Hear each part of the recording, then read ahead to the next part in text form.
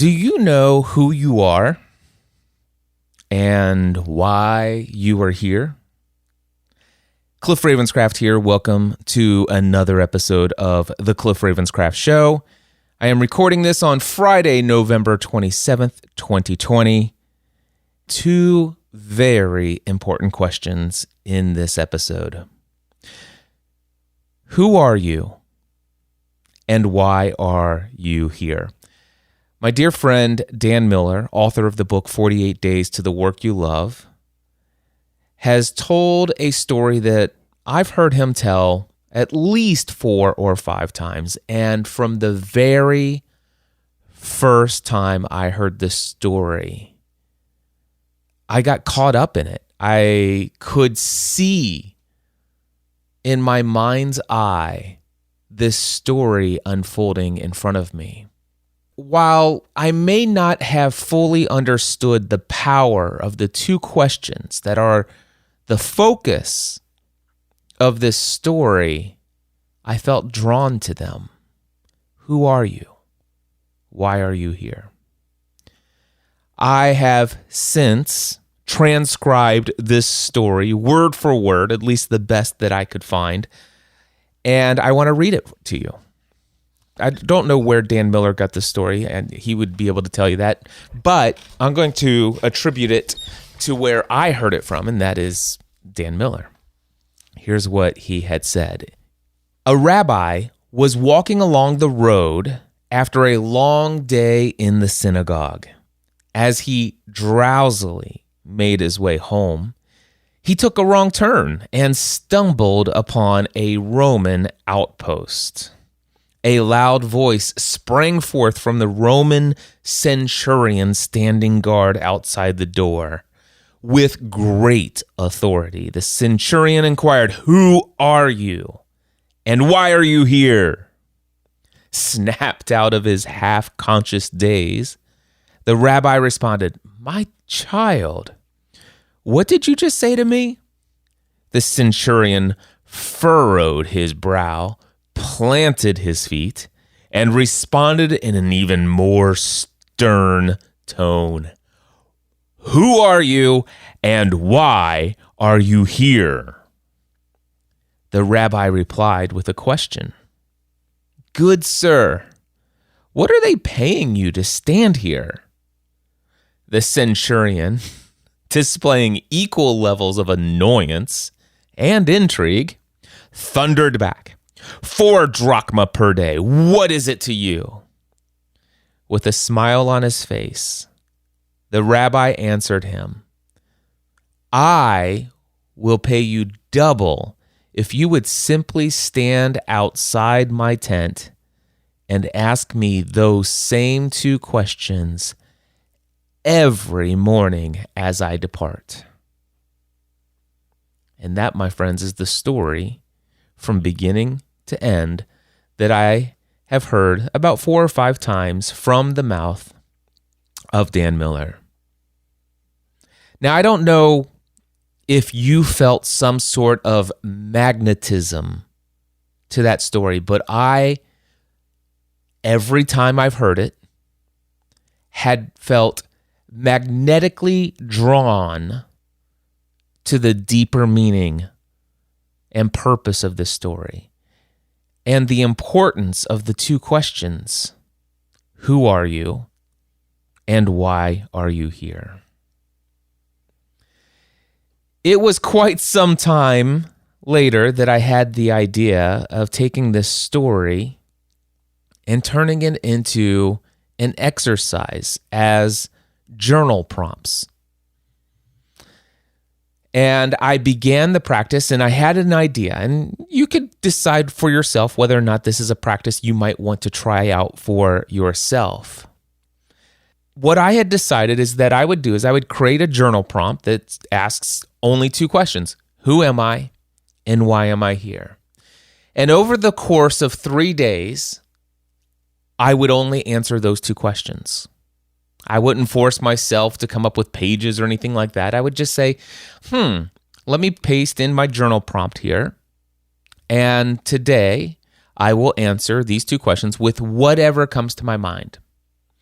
Now, my idea would be that the next day I would journal again using the same 2 prompts, answering those same 2 questions. Who am I? Why am I here?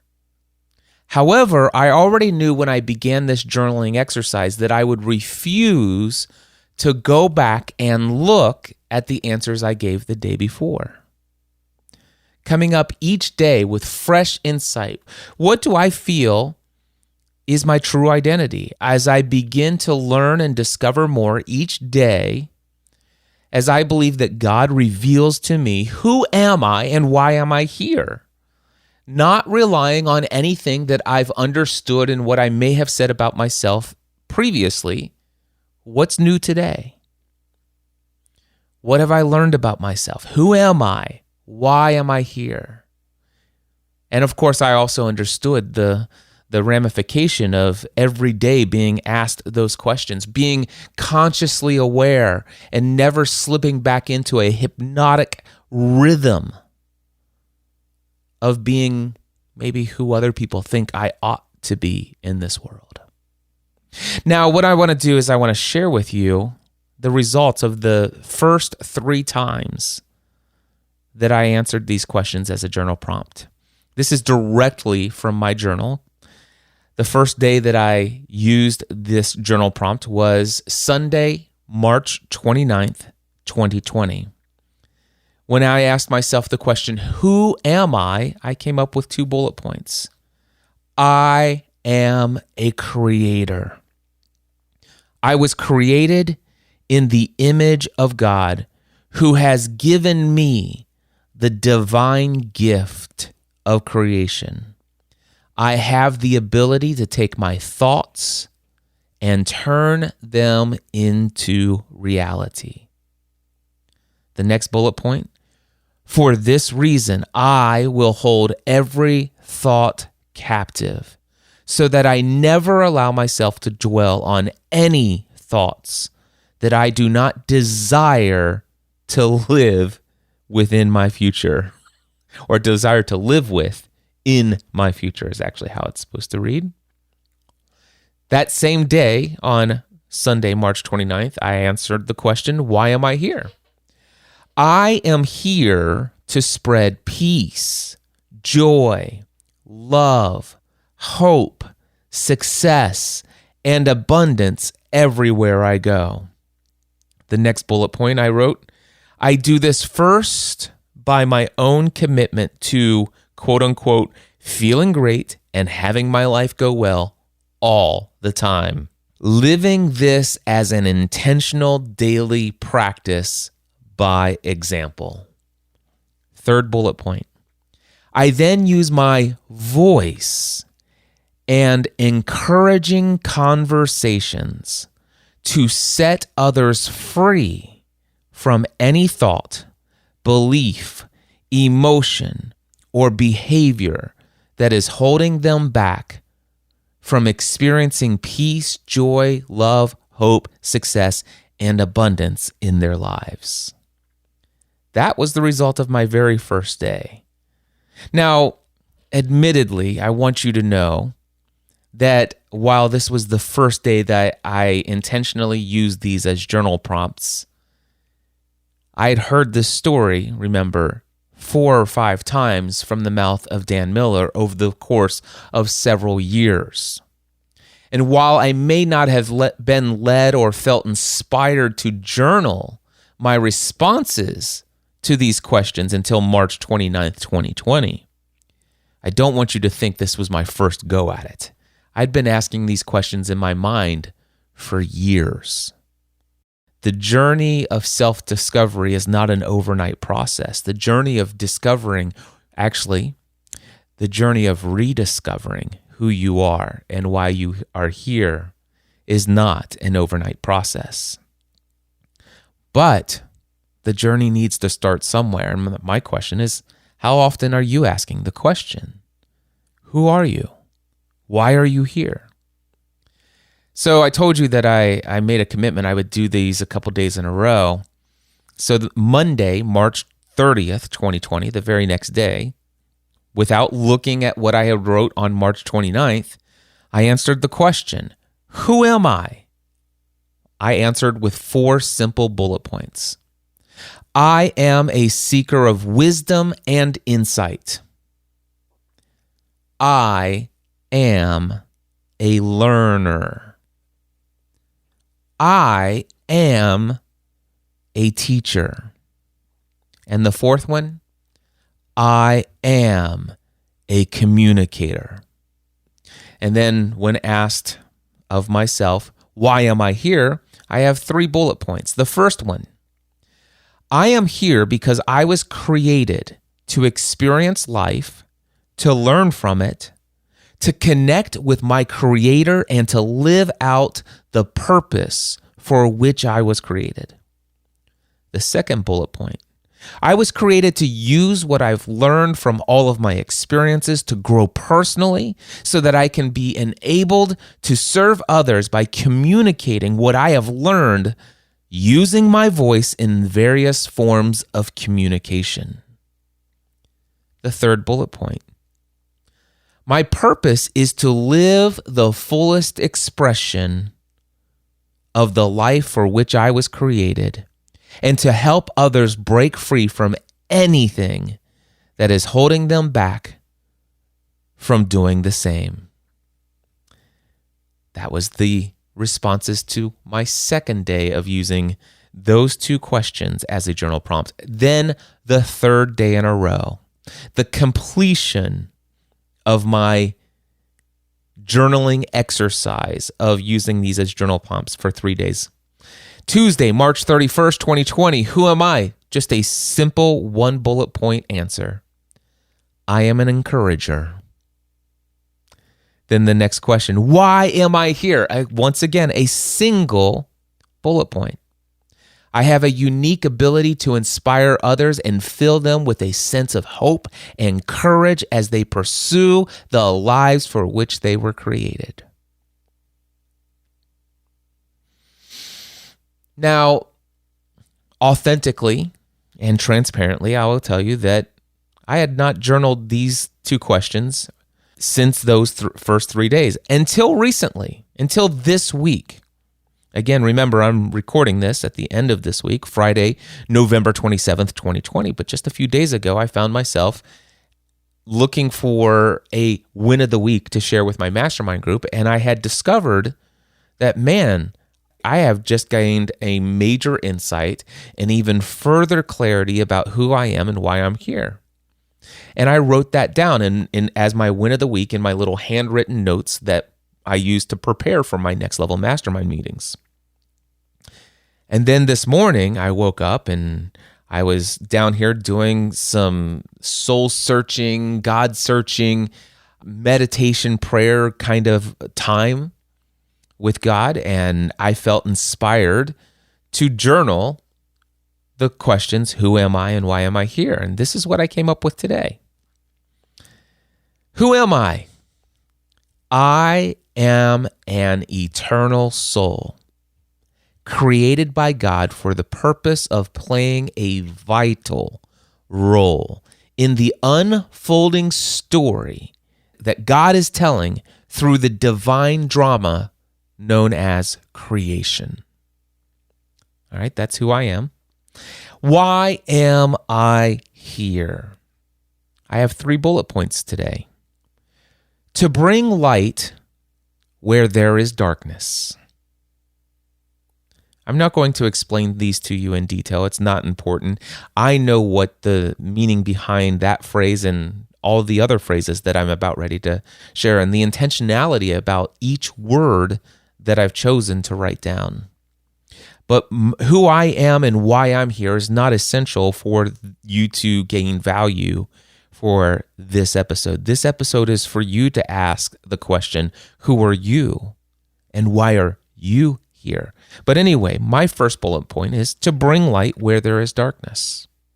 My second bullet point, to help people rediscover their true identity, shedding the personality that they have created to cope with the material world so that they can get to the work that they were put on the earth to do. And my third bullet point, to lead others to the only true and everlasting, and I might add unending, source of peace, love, joy, and fulfillment. So I share all of this with you, not to brag about who I am and why I'm here, because that's not important for anyone other than myself.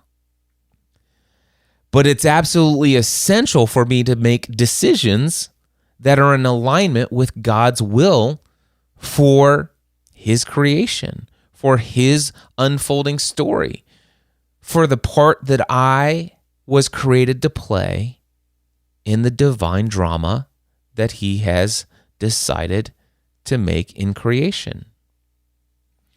It's a pretty powerful thing to know who you are and why you are here. It gives you great clarity and makes decisions absolutely simple.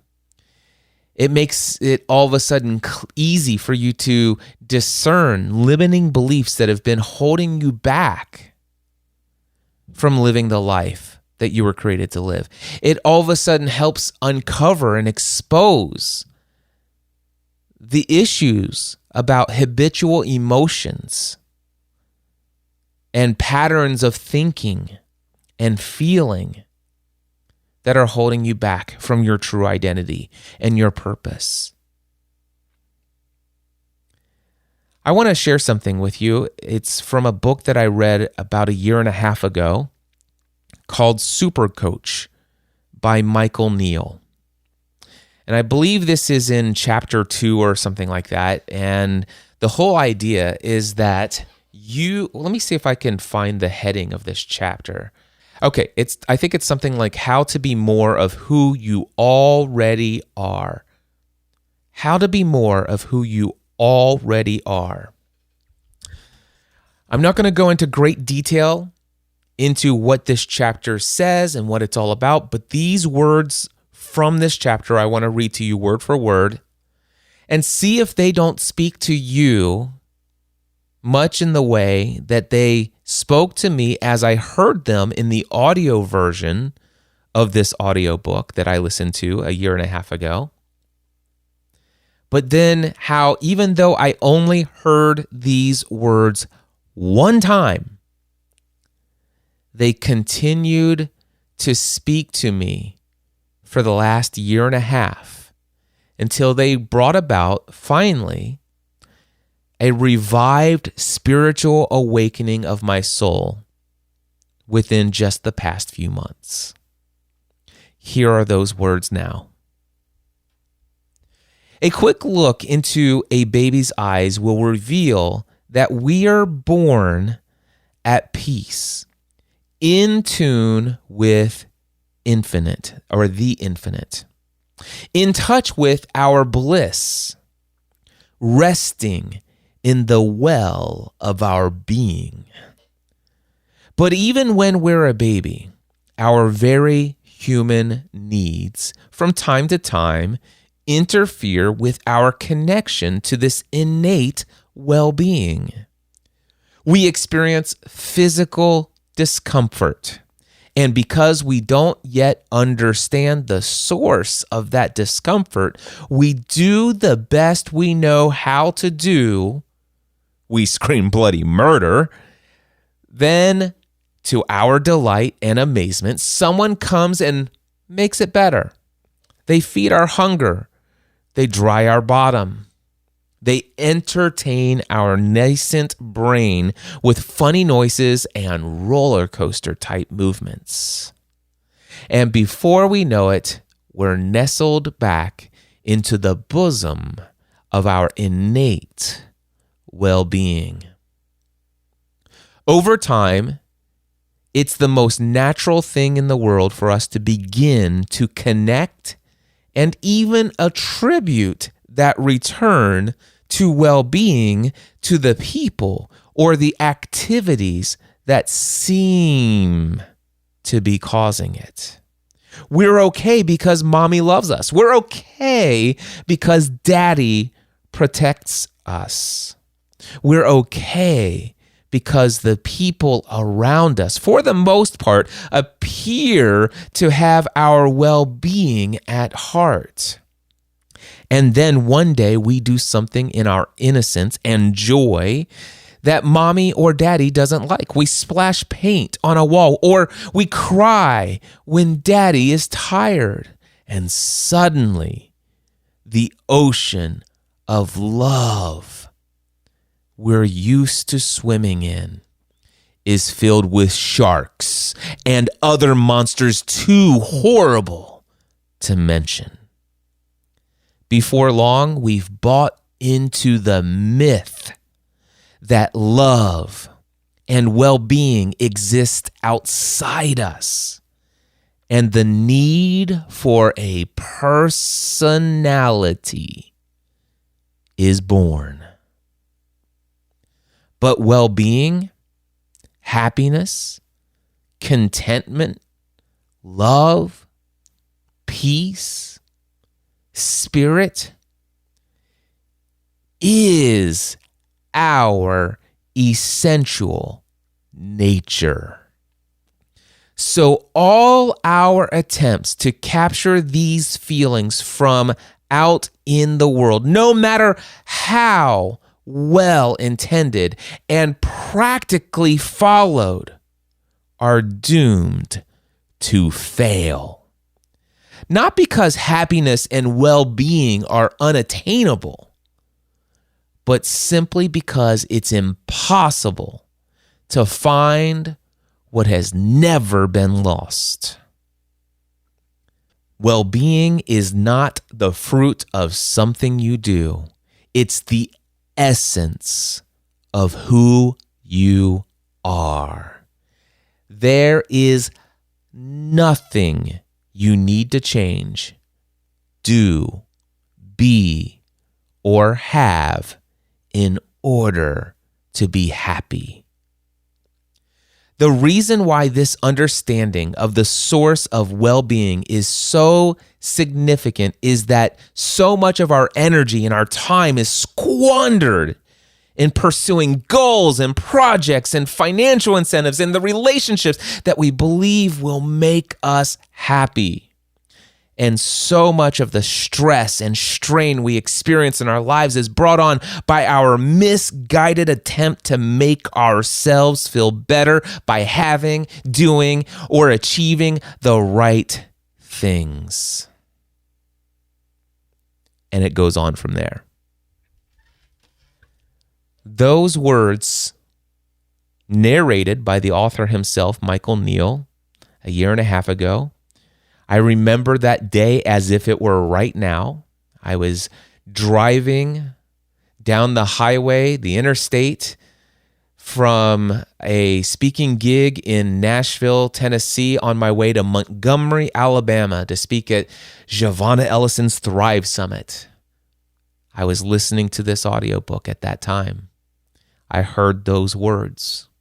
I only heard them once, but they were seared into my subconscious mind, and I've been pondering them ever since. If you've been following my content for any length of time, you know that I've been talking about something happened starting in July of 2019. Many times when I've talked to people about this, it seemed inexplicable to me. Where did this shift happen? What was it that caused me to experience an overwhelming sense of peace, love, joy, and an awe of the overwhelming abundance that surrounds me every single day, and that peace, love, and joy, and that gratitude of all of the abundance has absolutely nothing to do with any external circumstance. It doesn't have have anything to do with whether or not people respect me, that they look up to me, that they give me praise, that they make me feel good about myself. It has nothing to do on whether or not I have a certain goal reached in my fitness and my health, and whether or not I look good in certain clothes.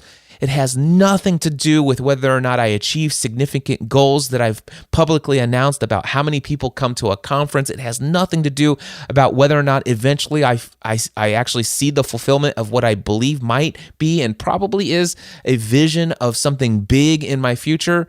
And that I was on the plan of trying to work it out myself, but finally came around to the realization is like, listen, if this is truly of God, I'm not going to be able to stop it. I certainly don't feel that I need to make it happen.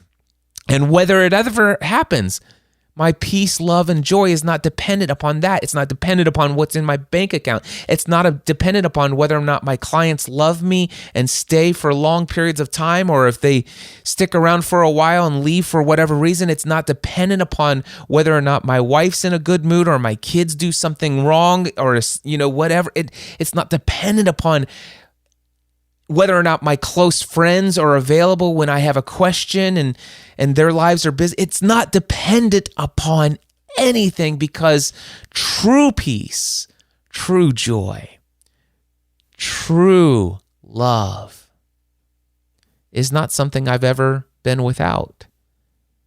It's just that I've, for far too long, found myself seeking it in external things, when all along that peace, love, joy, might even call it the kingdom of God, is within. And that's exactly what Jesus said when he was asked by the Pharisees and the teachers of the law, tell us, when will we see this kingdom of God coming? And he says, listen, you will not be able to see it. You will not be able to say what day it comes, because the kingdom of God is within. I think that's about it. That's this episode. And until next time, I encourage you to take everything that you do in life, including your understanding of who you are and why you are here, to the next level. Mindset Answer Man.